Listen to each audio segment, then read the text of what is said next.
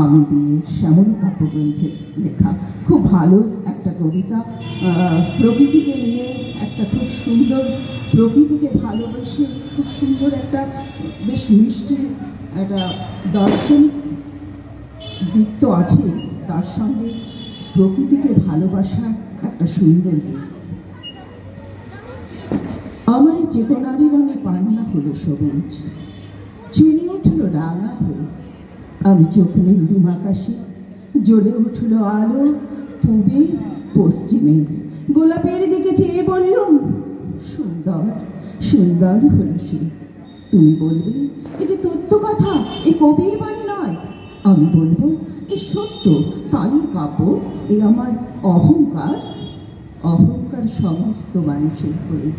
মানুষের অহংকার পটে বিশ্বকর্মার বিশ্বশিল্প।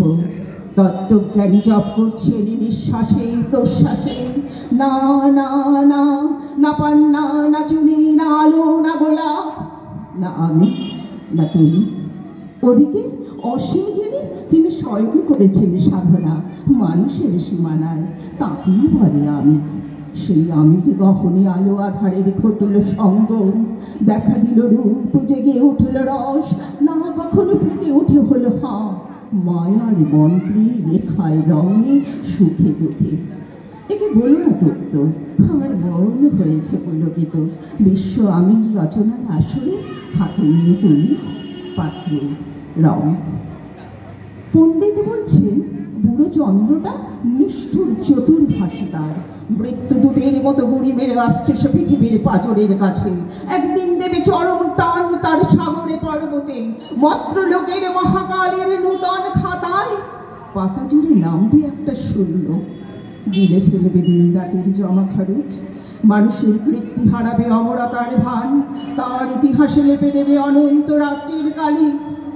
মানুষের যাবার দিনের চোখ বিশ্ব থেকে নিকিয়ে নেবে রং, মানুষের যাবার দিনের মন ছানিয়ে নেবে রস। শক্তির কম্পন চলবে আকাশে আকাশে, জ্বলবে না কোথাও আলো।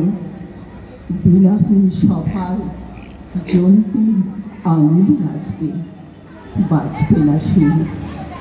সেদিন পবিত্রহীন বিধাতা একা রবেন বসে নীলিমাহীন আকাশে, ব্যক্তিত্ব হারা অস্তিত্বের গণিত তত্ত্ব নিয়ে। তখন বিরাট বিশ্বভুবনে দূরে দূরান্তে অনন্ত অসংখ্য লোক লোকান্তরে এ বাণী ধ্বনিত হবে না কোনোখানে, তুমি সুন্দর, আমি ভালোবাসি। বিধাতাকে আবার বসবেন সাধনা করতে, যুগ যুগান্তর ধরে প্রলয় সন্ধ্যায় জপ করবেন, কথা কও কথা কও। বলবেন বলো তুমি সুন্দর, বলবেন বলো আমি ভালোবাসি।